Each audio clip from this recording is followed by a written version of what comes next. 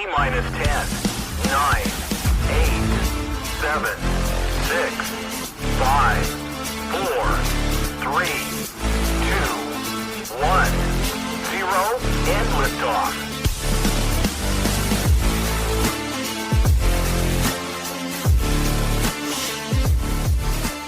All right. What's happening, gents? Good to see you guys. What's going on? Man, oh man, good to have you guys on. Last week, me and T-Rock did the show, just the two of us, and had a great time. Probably too much fun. Went a little off the rails, but that was a fun show. We covered a lot of ground, from playoff games to Damar Hamlin conspiracy theories to the Tony Rich project to pawn shop employees. We covered a lot of ground, and so we got some ground to cover tonight as well, coming off of the weekend of NFL games that we had. But before we jump into anything, Jeff, I know you had a little something you want to discuss. I don't know if we want to say a bone to pick with something that was said last week, or how you want to phrase it. I'll just kind of throw it over to you and let you take it. You know what? In my greatest Greta Thunberg voice, how dare you? I wish T-Rock was here to hear this and to defend himself. Like, whatever, you don't need to defend yourself. But there was, I was listening as I was running to the bathroom every 3 seconds with the stomach virus that my 7-year-old so graciously gave to me. Gift that kept on giving. And I'm listening to the show. Yeah, sure, man. I'm listening to the show, and I'm hearing you all talk about your Super Bowl trip and everything, and the subject was brought up of rooting for the other team, and I'm like, this jerk is talking about me. Now wait, when you say rooting for the other team, right? Let's explain what that means a little bit. Sure. So I'm a Steeler fan. Of course, everyone knows, live and die with them. Hope they go 17-0 each year, win the Super Bowl every single year. But once we're out, I don't care. I don't care. I just don't. Like, we're out, whatever. So you all were traveling at the time. You all were in Virginia living, and you guys were traveling to, if I'm not mistaken, New Orleans. New Orleans. For the Super Bowl. Yes, and 2012 Super Bowl, Baltimore Ravens, San Francisco 49ers. And you all are spending quite a stack of money to not only travel down there, hotel stay, and then on top of that, your Super Bowl tickets. Yeah. Now, it's a whole thing. I mean, and Tim and I have talked about this. We will at some point do a little, retrospective and answer questions about what it's like actually going to the Super Bowl and all that stuff. We've got a ton of pictures and video. We were on the, I think, about 35-yard line. Amazing great seats. Tickets. It was an insane game. I mean, amazing experience. But and that was the when you guys had an amazing, just unsurmountable lead, and then all of a sudden the lights go out. I mean, just everything, right? All the drama that goes with that. And so, you all are my friends. You all are some of my best friends. Like, I had this conversation yesterday with one of my buddies, and I was like, I got, probably 3, best friends that from college that I'm still hanging out with. We're all doing the show together. So, you all are my great friends, and you all have spent thousands of dollars. I don't want to see you all travel. How many miles is that? 600, 700 miles? Probably. I mean, right somewhere in that neighborhood. Plenty of miles to travel all the way down there to lose the game. And the fact that you all were offended by the fact that as a Steeler fan, I would root you all and say, man, I really want to see my buddies happy and win the game. Because my team's out, obviously. They're not in the Super Bowl. Had they been in the Super Bowl, I would have been rooting for them, obviously. But they're not. I was a little bit offended. I got to be honest with you. I was a little taken aback that you all would not accept my hope that you all would be winning the Super Bowl. So before we say you all, I think it's important to understand that this was a T-Rock thing he brought It up. was, but you were not disagreeing with him. I'll say that. Well, you weren't so disagreeing with him. Sounds like Tad. Yeah. Here's how it went down. I don't even know that it was definitively only around the idea of the Super Bowl, but just in general, rival, like rooting for a rival team. And so the idea, and one of the things was, this idea that people who, want the team in their division to win the Super Bowl, right? So it's like, if the Ravens and Steelers are out, we're going to root for the Bengals to win because they're in our division and we want to see the division win. And the point is, no, there's zero chance I would ever root for the Bengals to win. Like, that's a team I just have no respect for. But then that turned into the thing of like, and he said, of course, leaving the identification of the person out, just saying, we have a friend who is a Steelers fan and said that he would root on the Ravens, and I don't understand that. I don't get like how.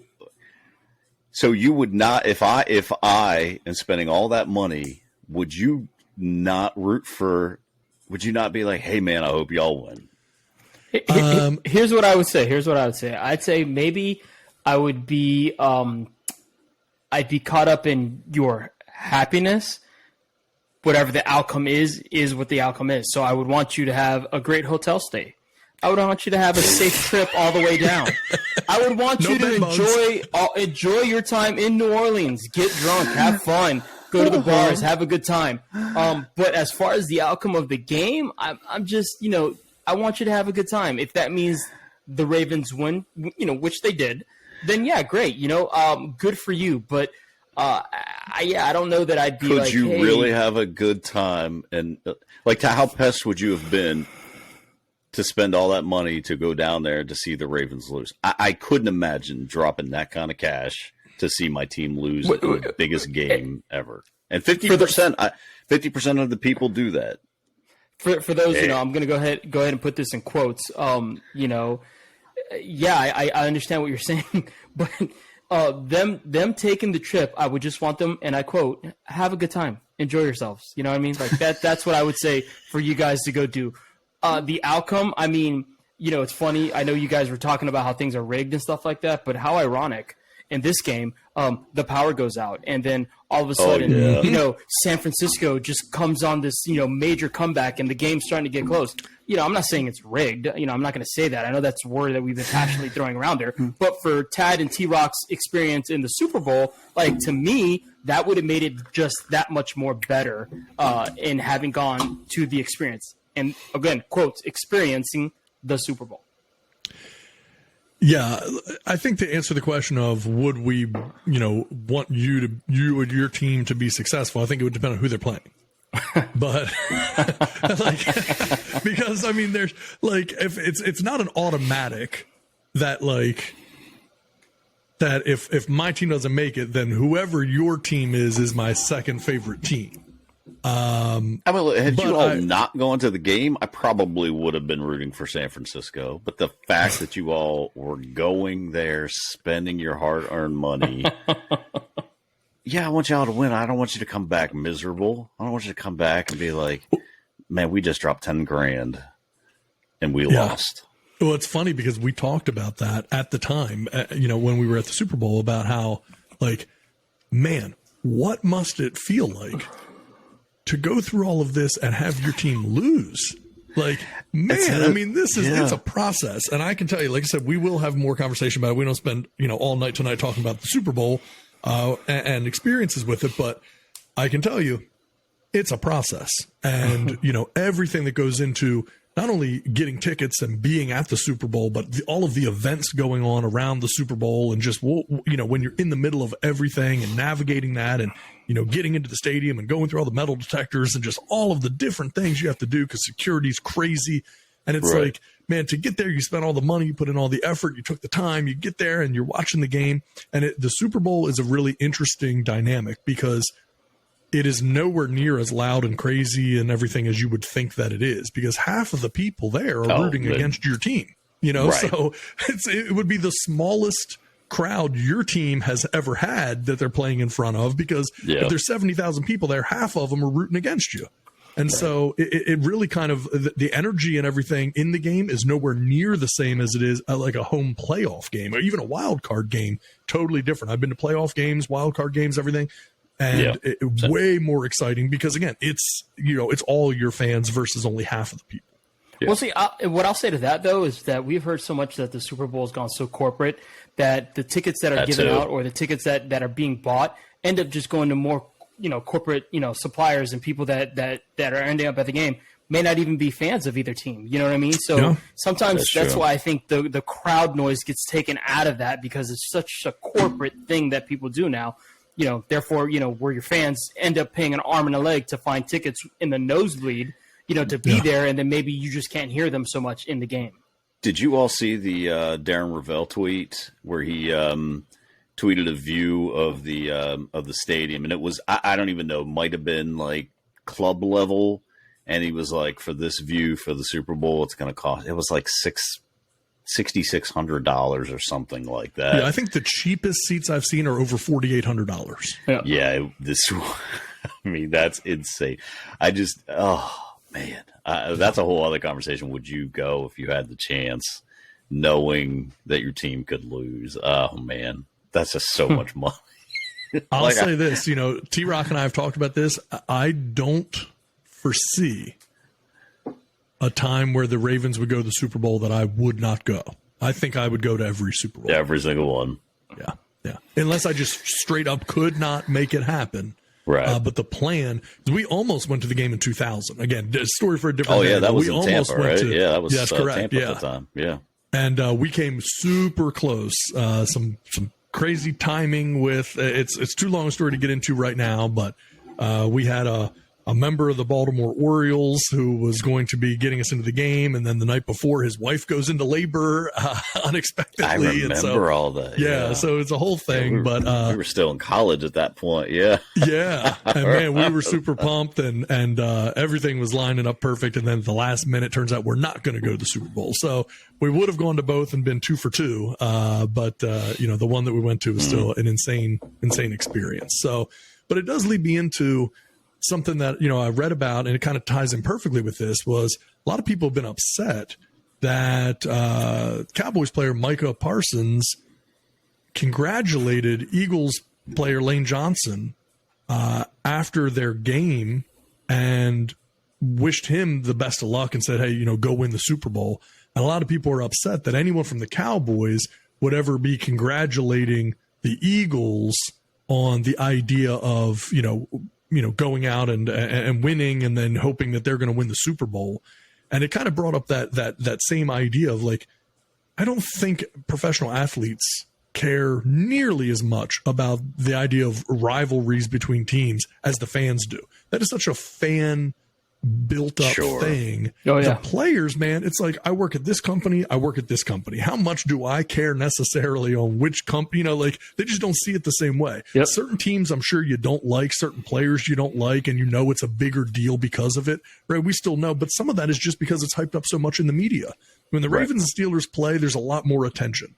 So it makes sense that the players are going to feel that type of thing as well. But I don't think in the grand scheme of things that they actually hate these teams and these organizations. They're paid employees. They don't need to worry about anything else. No, I don't. Again, I don't see the big deal in it. I mean, I heard it was like, this is peak Dallas right here. Right. With him saying that, like, this is all you need to know about Dallas. I was like, who cares? Like, do you think like Micah Parsons cares what you think? Like, yeah, he's right. And for me, like, I know you said like, yeah, I don't want the Bengals to win. I don't want anyone in my division to necessarily win. But to me, it's like, yeah, but then that kind of like, if someone in your division wins, you'd be like, yeah, well, we played the eventual Super Bowl champs twice. Like, I think it speaks more to your division. Like, hey man, we played these, the division, the Super Bowl champs, we played them tough, Right. Yeah. You can almost stack up against them. Yeah. It's like a measuring, like, oh man, they just won. Exactly it. We played them well, or we beat them twice, or we beat them. You know what I mean? Like, I get that. Like, this is a tough division. This is where the Super Bowl champion came from our division. So it's not a big deal to me. I mean, yeah. Cowboys have way more problems than Exactly. Micah Parsons rooting on an Eagle. Yeah, showing some decent sportsmanship is not high on the list of what's wrong with the Cowboys. So, I mean, at this point, they don't have an offensive coordinator. They almost fired their head coach, who was still successful with a 12-win season, and all these things. That, I mean, they're just like, they got way bigger issues than Micah Parsons being friendly and cordial to an opposing player. That's well, I mean, like you said, I mean, it was the fans that were having the most issues with what was being said. And, fan is short for fanatic, right? That's somebody that's just basically obsessed with a team. And so they're going to have issue because they can't separate the two, right? They're just so obsessed with their team, their colors, and what it is that they're, what they think they're representing, that they take it personal that, this guy's on my team. How dare him, say something to another team that's our arch rivals and, wish them luck. Like, who is he? Who does he think he is? So, right. I get that. Now, I know we've all have similar interests in movies and stuff like that. It's like when you think about the movie The Fan, right? Where Robert De Niro and Wesley Snipes, and he's a fan. And what does he do? He's more than just a fan. He's a fanatic, right? That's the whole thing. Like, he gets crazy over it. And that's what I think happens to people that are fans of teams. They can't separate it. They can't take the two out. And, he's just another person wishing another person luck. You beat my team. Good luck. Go get them. Yeah. Have fun. Yeah. Hope you win. Yeah. I just silly.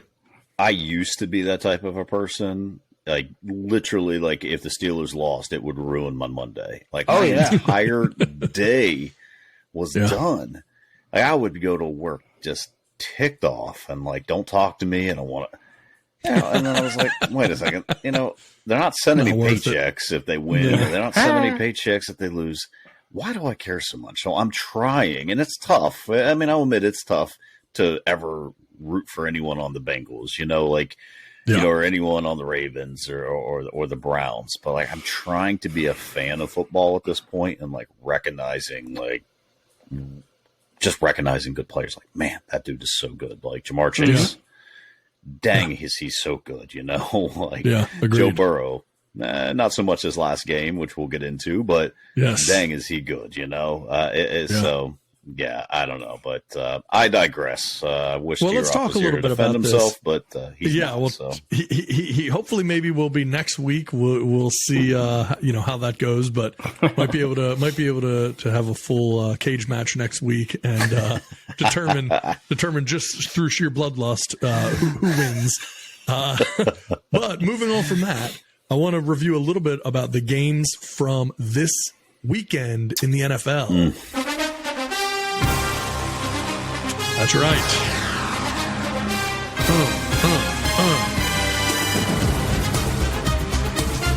Let's face it. We had some really good games, man. We had some interesting games. This matchup was, again, the first game didn't go the way anyone thought it was going to go. And the second game probably went the way everyone hoped that it would go, which is that first game, look, Eagles, Niners. Personally, I thought that was the game I was most excited to see. We got ripped off. And it was just kind of like, you want to see that game played on a level playing field, right? You can't 2 passes into the game have the Niners lose their quarterback, who was already their third string quarterback. They have to bring in a 4th string Josh Johnson to be able to try to complete the rest of the game. So now you're completely one dimensional, and it makes it super easy for the Eagles to tee off.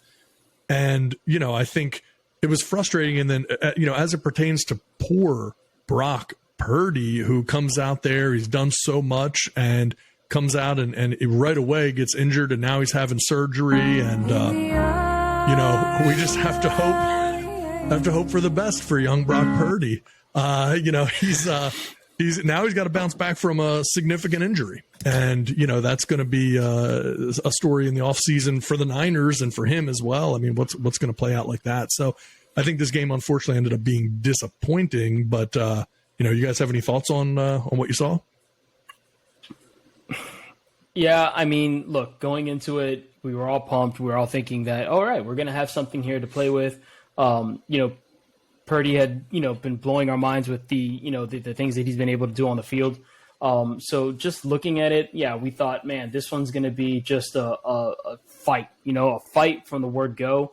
And injury happened, and then they lose their first quarterback, then their next quarterback gets concussed.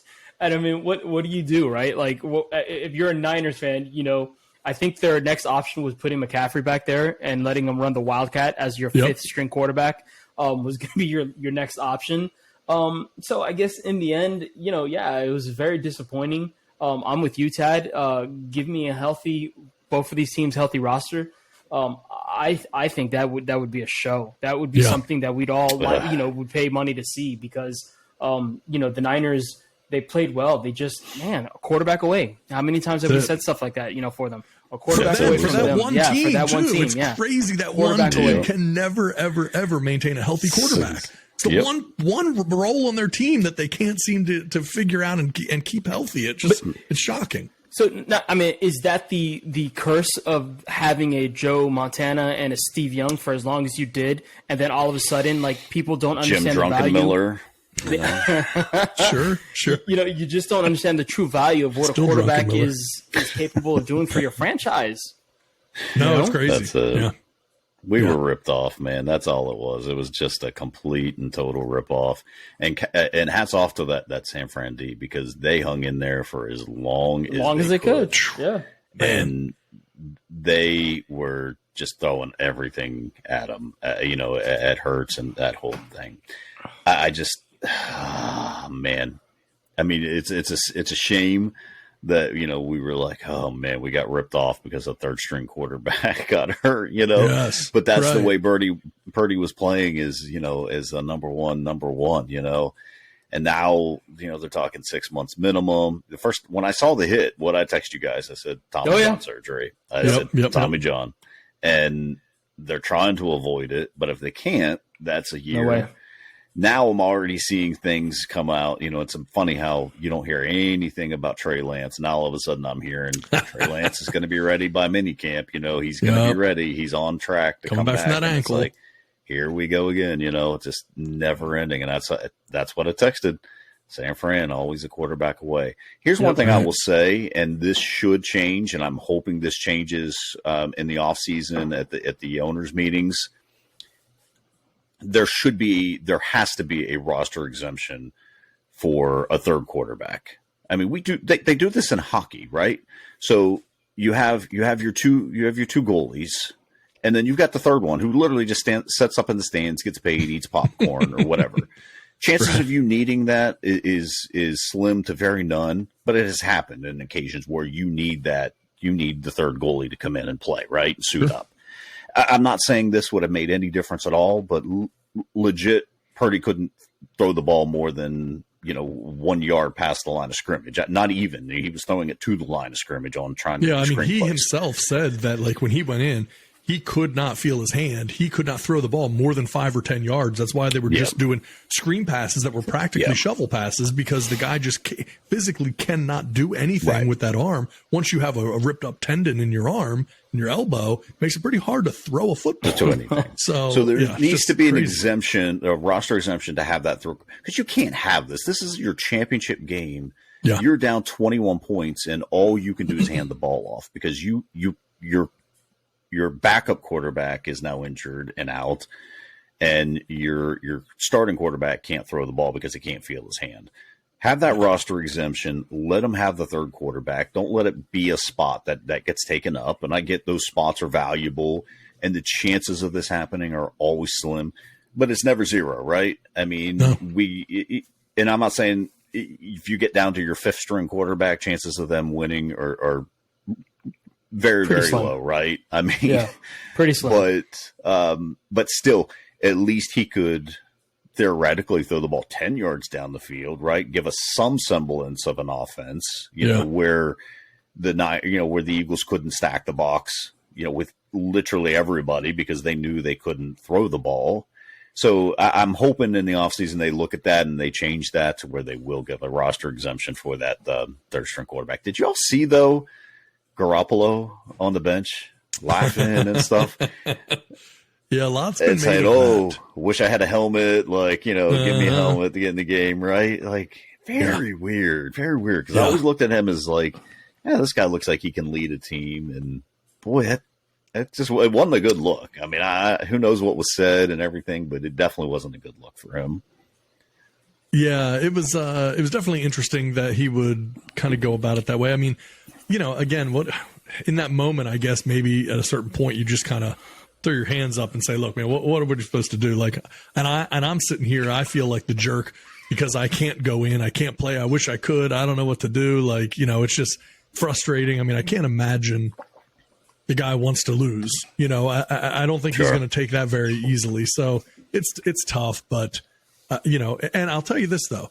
Who in the world, when this season started, and this is, I think for Niners fans and even for just football fans, who in the world would have thought when this season started that if you were watching any game and you saw Brock Purdy get his arm hit, that your reaction would be like, you would have never dreamed that would be a thing that you would be concerned about. Like Brock Purdy, like before the season, that's Mr. Irrelevant. This is a guy who he probably won't even make your roster. And now you're in the NFC Championship game. Who did he beat out? Was it Sudfeld? I can't remember. Yeah, he beat out somebody just to make the to make the roster. So, and it's like now you end up with people actually invested in his story, and everyone's upset when the guy gets injured, and they're rooting for him to come back and be healthy and everything else. I mean, it went from that kind of fairy tale story to a little bit of a nightmare ending for him and for Niners fans. So it was a tough one. But then we move into the second game. And the second game is the Kansas City Chiefs and the Cincinnati Bengals. And this one lived up to expectations.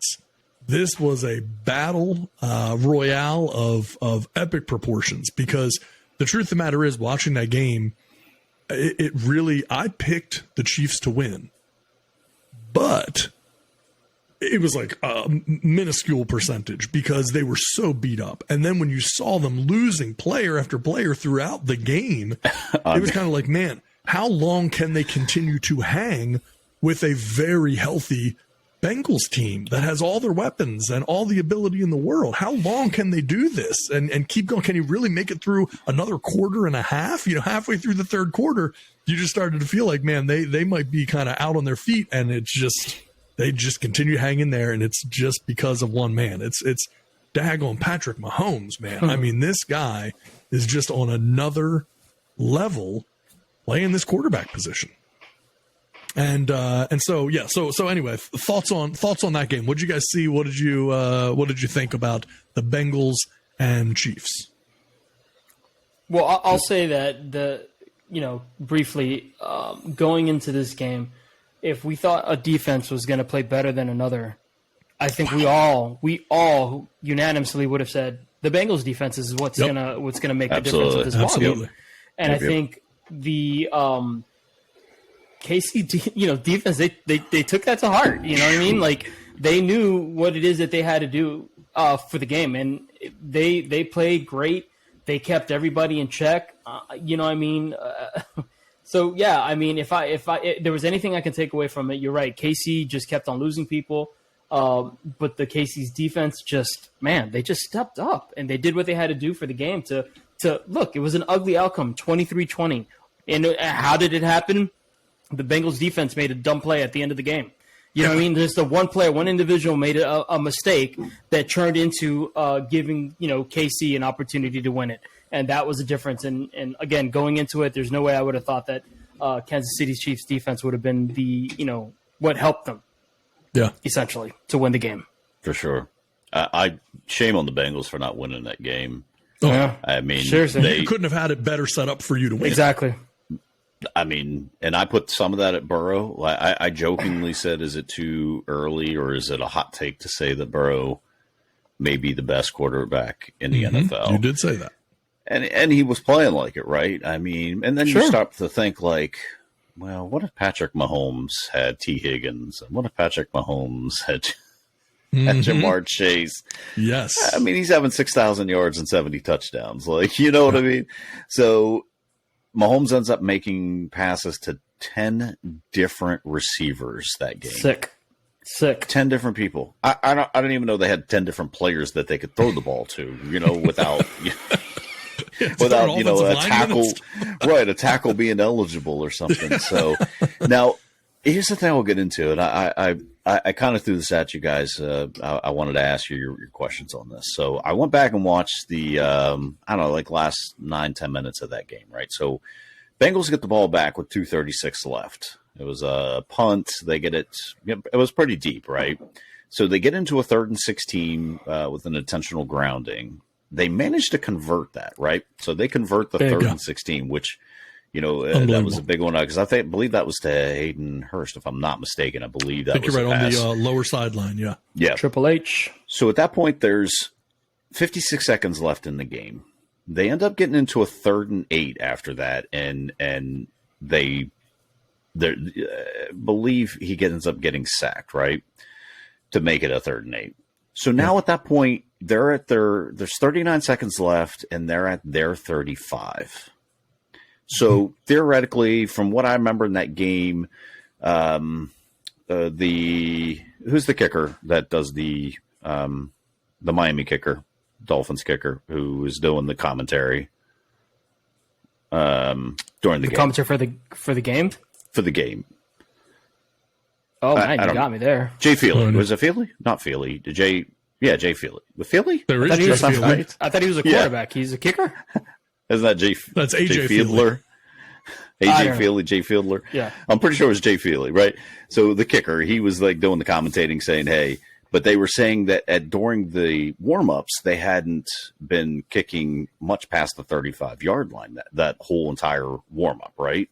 So they're at their 35, and they got to get to, theoretically, KC's 35. There's 39 seconds left at that point. Is there any thought of just running the ball and getting this to overtime? Because, you know, the new overtime rules kicked in during the playoffs. And they talked about that very clearly during the broadcast, that the new overtime rules were in effect. So that's, you know, regardless if KC goes down and scores a touchdown, well, the Eagles or Cincinnati's going to have a chance to go back down here and kick it and try to get a touchdown at that point. So I'm wondering, man, do you not try? Like, I get like you want to go for it, right? You know, like, but you end up getting a pass that's end up being incomplete. You end up kicking the ball. Sky Moore returns it 27 yards, puts him at right around midfield, not quite, but almost 40, midfield. 45. Yeah. You know, and then of course, you know, Osai, you got to feel bad for him a little bit. 'Cause I don't, you know, he clearly wasn't trying to rough Patrick Mahomes at that point. Pushes him out of bounds. You know, Harrison Butker, good on him, man. That's a clutch kick right there, and he's coming in clutch for them. But man, I'm just like, do you not consider? I wonder if that was even in Zach Taylor's mind. Like, let's get this to overtime. You know, we kind of got them on their heels. Those weapons, they're hurt, they're injured. You got to try to get in field goal range. You have those weapons with that team, and I just think like it makes sense that you would attempt to get into field goal range and win the game, because you don't trust Patrick Mahomes not to be able to beat you. You know, you just and I mean, I don't know. It's I thought the same thing at the time, where it was kind of you got to get 30 yards just for overtime. You're 30 yards in 39 seconds, and what do they have? Maybe at that point, do they even have a timeout left? Maybe one. It seems like it's a tough task at that point to try and ask your quarterback to get 30 yards when you've only scored 20 points all game. You've already thrown 2 picks. That seems like a tough task. So, man, I just wonder if that was even in their vocabulary of like, hey, let's chill out. They're hurt. They're injured. They've given us all they have. Let's get this to overtime. You know, their luck's about to run out.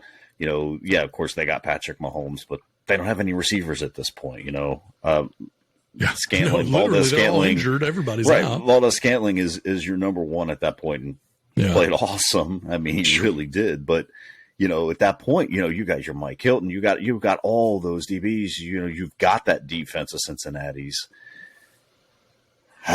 man, that's a tough task. So, I think if you're the Bengals, this was exactly what you would have ever hoped for to be able to win this game. If you're a Bengals fan, if you said, okay, so wait a minute, you mean to tell me we get to come into the game, Mahomes is going to have a high ankle sprain, and throughout the game, they're going to lose multiple starters. They're going to lose, I don't remember off the top of my head, 4, 5, 6 starters to injury during the game. Yep. Yeah. And we're going to stay almost completely healthy. You're going to really, that's exactly what you would have hoped would have happened. I mean, that's your setup to win. And to have all of that go your way and still lose the game, I mean, that's just, look, that, yes, we can, I'll be the first to give tons of credit to Mahomes because almost any other quarterback, the Chiefs lose that game. Maybe any other quarterback, the Chiefs lose that game. I'd say, yeah. But man, you also have to make sure that Joe Burrow and the Bengals get plenty of blame for finding a way to 100%. lose a game that seemed almost unlosable for them. The breaks went their way, and they still could not manage to win. And so that tells me if you can't win that game in that situation, you didn't deserve a win. And now you see, of course, on Twitter and everywhere else, these Bengals fans, complaining and saying bad calls and the refs and all this kind of stuff. But maybe that's all true. Maybe there were bad calls. Maybe the refs. Maybe this, that. None of that should have mattered. At the end of the game, yes, Osai pushing Mahomes out of bounds, whatever, yes, that contributed. But the fact that you were in a situation to where a penalty was going to lose you the game like that's not Osai's fault. And I'm like, look, the guy's trying to make a play. He's a young guy trying to make a play. I don't see that as a big deal. The fact that you were ever in this situation, and even if that hadn't been called a penalty, they weren't out of time. So they were still in a situation to be able to throw a pass over the middle. Again, Travis Kelce, catches that ball, gives himself up, and then you spike it, kick a long field goal. It would have been a longer field goal. But the point is there's every possibility that you lose that game even without the penalty on Osai. Exactly. So I think it's an oversimplification to pretend that if that penalty hadn't happened, the Bengals would have won. They had all game to win, and they just couldn't do it for whatever reason. And I'll tell you, this is one of the things that we were all texting about on the group chat in the game, and I mentioned it before the game started about how I really hoped that the Chiefs came into that game pissed off because the Bengals certainly ran their mouths before that game in a way that was surprising to me. Like, in my experience, in my opinion, I'm more of the kind of maybe old school on some of that stuff, right? I'm more of the Barry Sanders type of just like act like you've been there before. And I think a lot of times when you just haven't been relevant forever as a franchise, the moment you become slightly relevant, it's like you just want to announce it and talk tough and make sure everyone knows you're there. Yeah. And if you're somebody like the Chiefs who wins all the time, like there's nothing to say, right? We're going to go out, we're going to do the job. But then when you insult them and you're talking trash and even just the weird, creepy, cringy comments that the mayor of Cincinnati made about wanting, Mahomes or Burrow to take a paternity test because he's Mahomes' father and just so weird and like all the stuff. And then, referring to the stadium as Burrowhead Stadium. It's like, you knew you're pissing this team off. Why? Why give them you want to do it? It makes no sense. Like, go in and win and then talk. But don't talk ahead of time about, like you own the stadium, you own the quarterback. You beat them 3 times. Like, this is not like, the end of the world. You're going into the AFC Championship game. This is the one that counts. Why would you talk trash?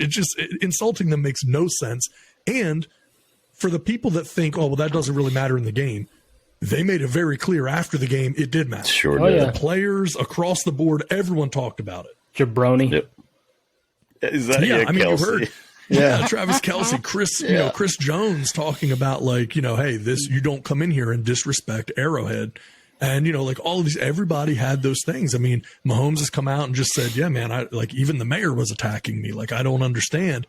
So it's just fuel to their fire that makes no sense for you to do. You're playing against a fantastic team. And and then of course you lose to them. And when you were so perfectly set up to win, it's just even more embarrassing for that team and that city in terms of how they handled themselves. It's funny because I was just about to attempt Patrick Mahomes saying something, but I can't quite mimic his voice. The voice that he has is quite you can't unique. Get that high. Unique voice that he displays when he does talk. But like, even to piggyback on what you were saying, Jeff, when it came down to it, with 39 seconds left on the clock, and you had a decision of what you were going to do. To me, I think that's where coaching comes into play, right? Say the roles were reversed. Say Andy Reid was in that situation, even though he has probably arguably the greatest quarterback in the game right now. I still think that he would have probably played to try to get a play out there, but at the same time, knowing that he was so beat up, he would have probably tried to play for overtime.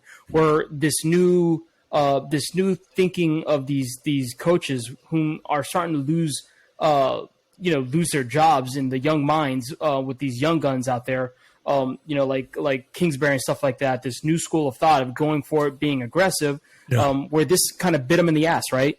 Where like I think the older coaches who've kind of been there more often than not sit there and they think about the situation a little bit more and aren't going to be so aggressive and try to make something happen when they know it's not there. Like, you're right, the Bengals should have probably played for overtime. And try to go at it from that approach more than anything else, because yes, the rule changed because of them. Because of the situation that happened to them. So I think coaching might have had something to do with that whole thing at the end of the ball game as well. But when you have Mahomes and then an unfortunate play with that 15-yard penalty, late hit, out of bounds, it all just ended up going against the Bengals after, like you said correctly, Tad, that young guns, mentality, this new millennial thinking of just being able to run your mouth and not thinking about the consequences afterwards, right? Yeah. You're just going to keep saying what it is that you have to say and not think that, okay, there's a game to be played. And, it's not like as if this is the first time we've ever heard that it's hard to play at Arrowhead. I think we've known this since the inception of Arrowhead. You don't go in there, thinking that you're going to win a game. It's not an easy place to play. Fire the crowd up even more. You know more, what I mean? Like, what's going on here? You know what I mean? So, yeah, 100%. it's amazing. Here's my question. Yeah, go ahead. Is how do the Bengals recover from this? Right? Like, I know, and maybe this is what sets professional athletes. This is what sets them apart from you, right? You've worked so hard to get here. You've made it to the Super Bowl and lost. Now you've made it back to the AFC Championship game. Should have won. Again, everything set up for you to win, and you lose. How do you then go back into an off season and start this thing all over again? Ask Jim Kelly. Right. Right. I mean, that's the only person. Like, there's not very many people that are, that have been through that like, I lose the Super Bowl, I'm back and I make the AFC Championship game and I lose. Like, it's hard to keep climbing that mountain. And I mean, look, this is a young team, so maybe they're resilient. You don't have a ton of, veterans that are going to be frustrated, but it's not going to be easy. And this division's only going to get harder. And that's it, right? It's going to keep getting better. I mean, you look at what's love them, hate them. I hate them, but look what the Browns did at the end of the season. Look how Deshaun played at the end of the season. Yeah, he's going to figure it out. Like, he's Deshaun Watson. He's not a terrible quarterback, right? No, Kenny Pickett's coming on, right? Kenny Pickett's coming on. He played exceptionally well down the stretch. Lamar Jackson's going to be back. Like, yeah, it's not going to be easy. This was their chance, right? This was their opportunity to get back there again. And they're getting ready to have to start paying their players. Yep. I mean, Burrow's up for an extension this offseason. I mean, you got to think, and he probably deserves to be at least the second highest paid player in the league, maybe third, and we'll see. There's some talks that he may try to take that Brady route where he takes a little bit less to make sure everyone else can get paid and you can build a team around them. But I mean, how much less is he going to take, right? He's not going to take $20 million a year. You got a lot of guys to pay on that team. That's exactly it. I mean, so man, this was a squandered opportunity. I will say that for sure. Yeah. This was guys. Just to put a fine point on it, right? We're talking about Burrow and how great he is. And yes, he went to the Super Bowl and they lost. Let's not forget how effing difficult it is to get to that game.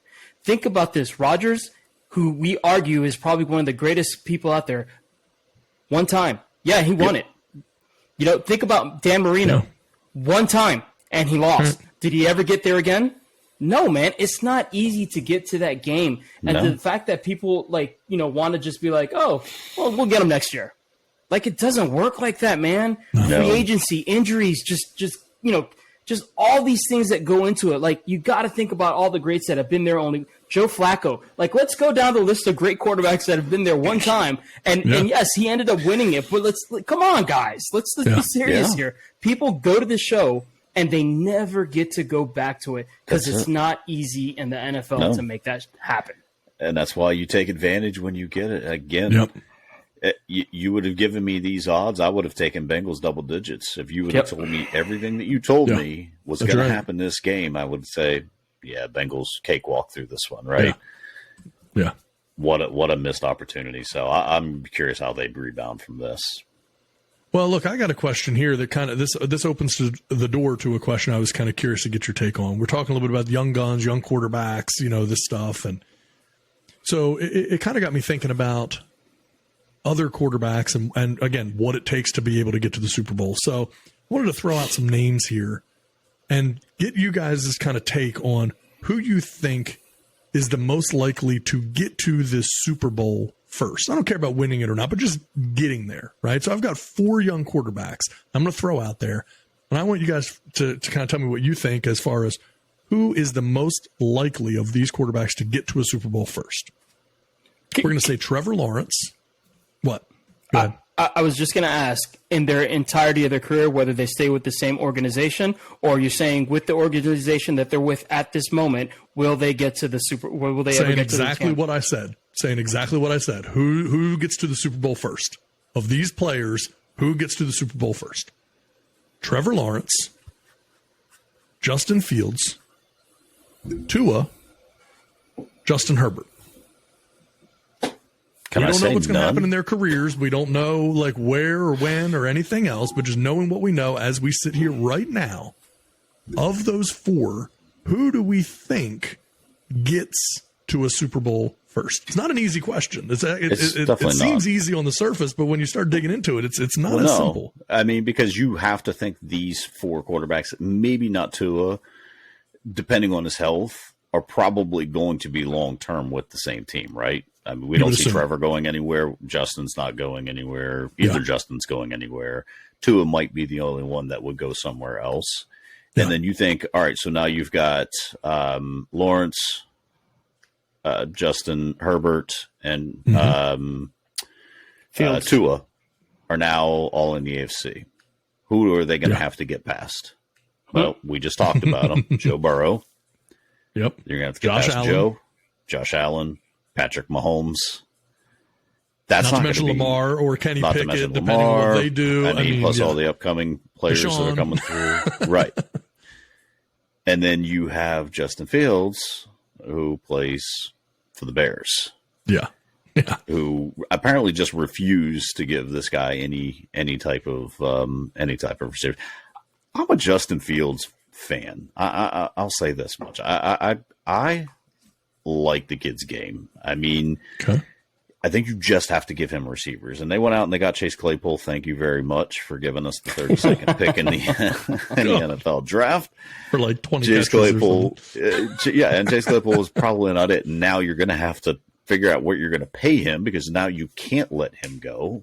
And he knows you can't let him go. So now he's going to take giving up too much. I mean, honestly, if you have to pick, I don't know that there's one that I don't know that any of them are going to make it. If I have to pick, the better out of all of them would be Justin Herbert. And so I would pick him. But do I think Herbert will make a Super Bowl?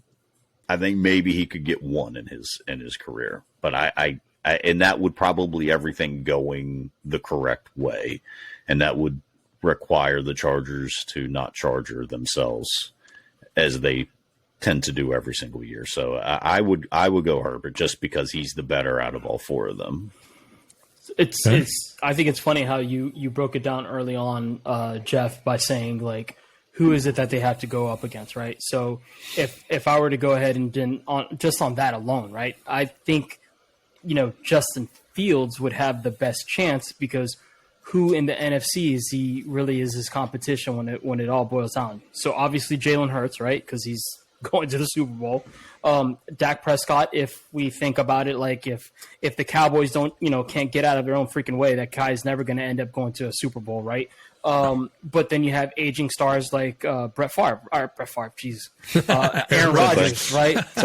Same guy. Aaron Rodgers. You have Tom Brady. Like you have where if I were to give somebody a chance, just thinking about how you broke it down in that way, then I would lean towards Justin Fields. I'm not saying it's going to happen, and yes, I agree with you 1,000%. Talent wise, the looks of it, Justin Herbert is like. Come on, he is the model of what every coach thought a quarterback would be, right? He gives you all of those things on a torn labrum and a fractured rib, mind you. He did what he did this year with those things going on in his body.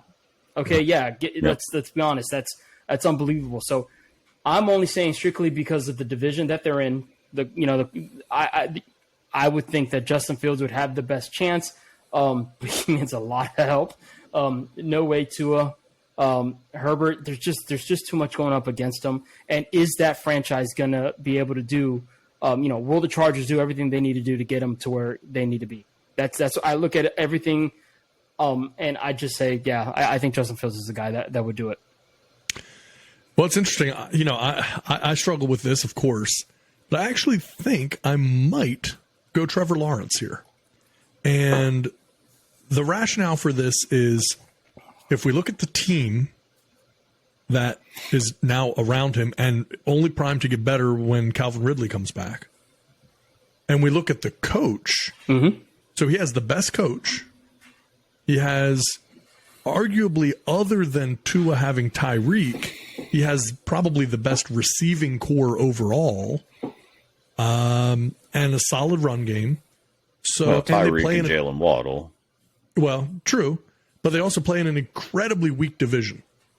And this was the Patriots' recipe for success for all those years. I mean, you had a solid 10 home field years. Advantage. Yep. That's it. You had a solid 10-plus years of knowing you were going to win the vast majority. I mean, you had 8 to 10 wins just to start the season because there was no one in that division. And so now when you look at a Jags team and can pretty safely say they're the most talented and best coached team in their division, if you're able to start off with home field advantage or at least a home game in the playoffs consistently, man, that's a huge leg up. And you have a really experienced coach with a lot of postseason experience in particular. We saw, I mean, look, what the Jags were able to do this year, end of the year and in the postseason, was really very much a function of Doug Peterson being their head coach. Yep. And more than anything, I think we started to see that disparity when you look at a Brandon Staley with the Chargers and you look at a Doug Peterson with the Jags. What a difference, right? Because you could say that the Chargers lost because of Brandon Staley, or at least he certainly wasn't helping them win. And you could say very safely that the Doug Peterson influence kept the Chargers in games that, I mean, look, let's face it, they were really, really, really tight in that game against the Chiefs, and everyone assumed they would get blown out. And so, they won, they're getting in, they played the Chiefs incredibly tough, and now the Chiefs are in the Super Bowl. So, this is, I think there's a window that's open. They're a very young team. I think there's a window open there. I'm going to go Trevor Lawrence. I see the argument for any of them. Sure. But with Tua, it's mainly health is my concern there, because they got the receivers, and from what we've seen in a small window of time, Mike McDaniel looks like a good coach. So they look like the real deal from that perspective, but it's a more competitive division that they're in than the Jags. Justin Fields, look, the Bears organization has been really bad for a really long time.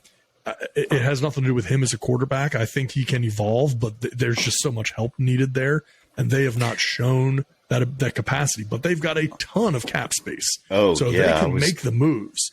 Just reading today that they'll have like $34 million more than the second team with the number one draft pick. That number 2 pick. I bet they wish they had that back. I mean, I really do. Although apparently they're high on Claypool, so we'll see. But that they should be able to build it. And I mean, I think that their new GM and everything, that's a Kansas City, right? That's a Kansas City GM that came in. I'm pretty sure. So I mean, presumably then how to build a build a roster. So yeah, I mean, I think it'd be good. I mean, with the Jags, I mean, let's be honest, like they shouldn't have. I mean, what they finish 8-9 this year, 9-8, whatever, right? Yeah, and that's really only because Tennessee lost Derrick Henry. It's and Ron Tannehill, where they didn't have anyone. They wouldn't even be in this conversation right now, as far as like this. Oh, great! Do you see do you see Tennessee as a team on the upswing or the downswing? Depends on what they do. Depends on what they do at quarterback. Depends on what how they rebuild it. They're going to have some money. They're going to have some talent to that they can build upon. Does Aaron Rodgers want to come in there? I mean, does he think he can come in and lead the team? I feel like it. I feel like Tennessee is a sneaky good spot for Aaron Rodgers. Likelihood of Aaron Rodgers to land there. I mean, I think it's Jets and Tennessee are the most likely. Yeah. Again, you can't rule out the Raiders sneaking into that because Devontae's there. Sure. And they'd love to be able to have him, and they feel like they're in a win now, compete now, and you got to sell tickets there. So you can't rule that out completely. So yeah, it's going to be interesting. But I think Tennessee right now is on the downswing. I think they've run the wheels off of Derrick Henry, so they got to come up with something else there. They traded away A.J. Brown for nothing at all. And then you fire your GM. So there's just so many. Now they got the new GM, Rand Carthon, in there from the Niners. You got a lot of interesting things that are going to have to come together for them. Yeah. They could change super quickly and make it happen. But I just think they're in a rebuilding mode in a lot of ways.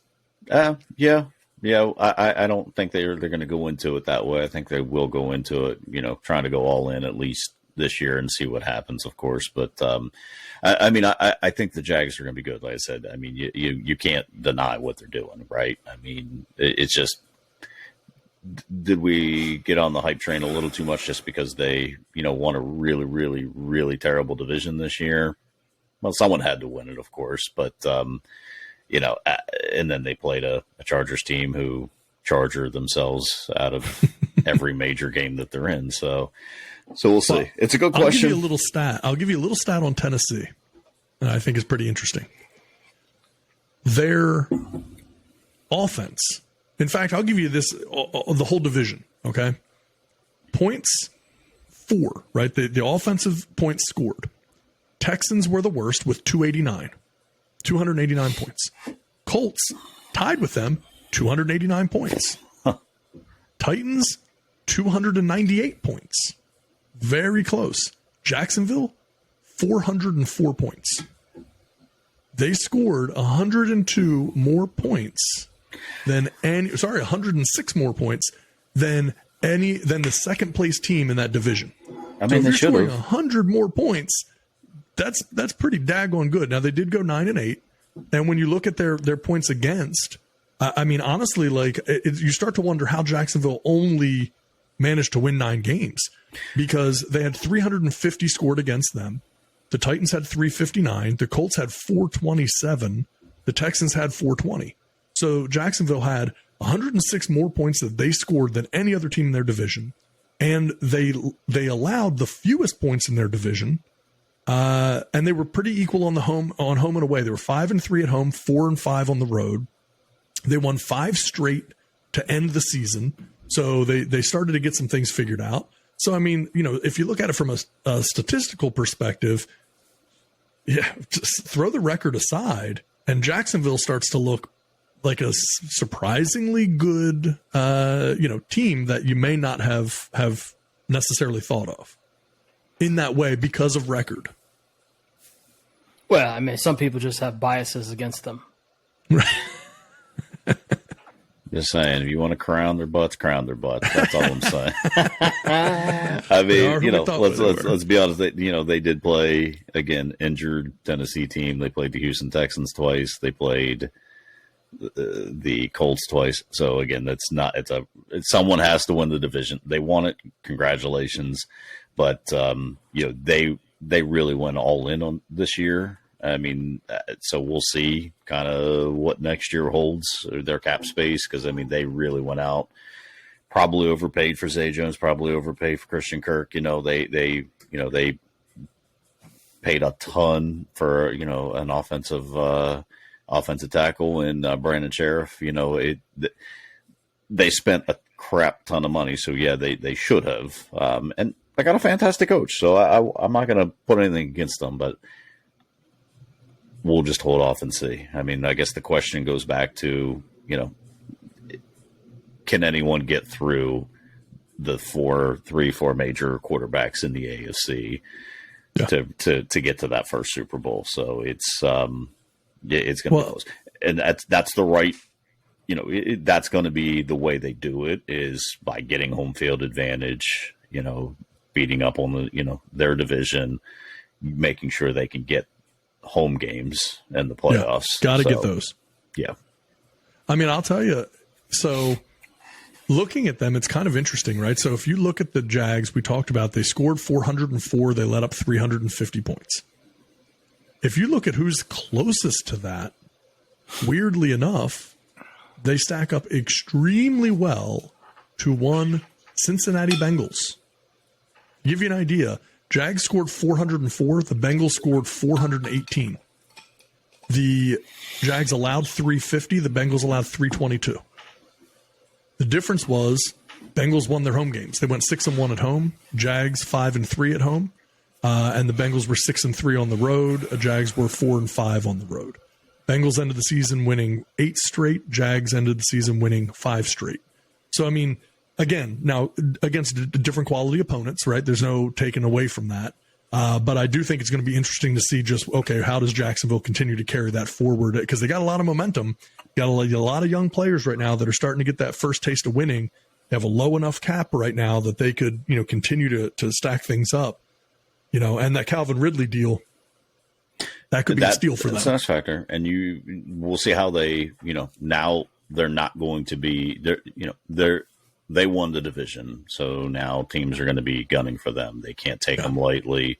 So we'll see how they react to it. So next season should be good, should be fun. So I'll still stick with Justin Herbert somehow. I mean, he's the most talented, being the most talented quarterback, and just willing that team to a Super Bowl. So yeah. Well, also being that we're taking in the entirety of their career into that situation, not just sticking with who they're with. I think the kid's smart enough to know if the Chargers aren't willing to get it done, he would leave to a better situation. I think you're right. I think that's how it'll end up. So sure, hope so. Although Philip Rivers San Diego or LA or anywhere else. That is tough. Yeah. Philip Rivers certainly stuck around for everything. Yeah, he was fine with the mediocrity. So that's so we'll see. Yeah. All right. Well, listen, we're not going to make our Super Bowl picks tonight or anything like that. We're going to save that for next week's show. But we will start to kind of put some thoughts together on what that's looking like. Anything that we need to touch on before we start to slowly wrap things up for this episode? Anyone have anything else? I mean, I think soon we'll probably drop in some knowledge on where we think people might end up quarterback wise. If we think there's going to be a shuffle, I'm sure we can touch base on that on our next show. I got some inside information on what could be happening with the Dolphins, so I definitely would like to share my thoughts on what that could be like. Nice. So yeah, I think we have some material to keep everybody posted for next week. Yeah, we got some interesting things coming up because look, we got our Super Bowl show coming up next week. That's going to be a lot of fun. We're going to have some off-season things, to discuss here as things continue to, because we didn't even get into tonight. We don't have time to get into all of the coaching changes, the coaching carousel going on now. All of a sudden, last minute, it's looking like Sean Payton may be going to Denver. D'Amico Ryans ending up in Houston. So it's yeah, things are happening in real time. Kellen Moore now the offensive coordinator of the Chargers. So there's just there's a lot of things moving. And so there's a lot of questions and storylines around some of those moves that I know we're going to want to explore here over the next couple of weeks. So, and then we get ready for the off season. But again, this isn't a football show. I want to be clear for everyone. We're talking a lot of football recently because of, that's what we're watching. That's what's going on. It's the big story. This isn't a football show. And so, in fact, probably tonight was maybe a little too in-depth on football. But the reality is, there is a lot of interest around that right now for us and for our fans. We've had a ton of people weighing in on some of the content, the videos, the podcast, and everything recently. As we were going through the wild card round and the divisional rounds and the championship rounds, a lot of fans weighing in, people really, feeling strongly about their teams and how they were going to represent. And so, we're sticking with that to wind out the season, but, we'll start to kind of evolve away from that and get into what the normal show is when we're not into postseason play in the NFL. So looking forward to that as well. A little off season for us as well from football. And yeah, otherwise looking forward to it, gents. So we'll get together next week. We will get ready to have another good conversation leading up to the Super Bowl between the Kansas City Chiefs and the Philadelphia Eagles. And we'll talk soon. Have a great night, everybody. Yep. See you.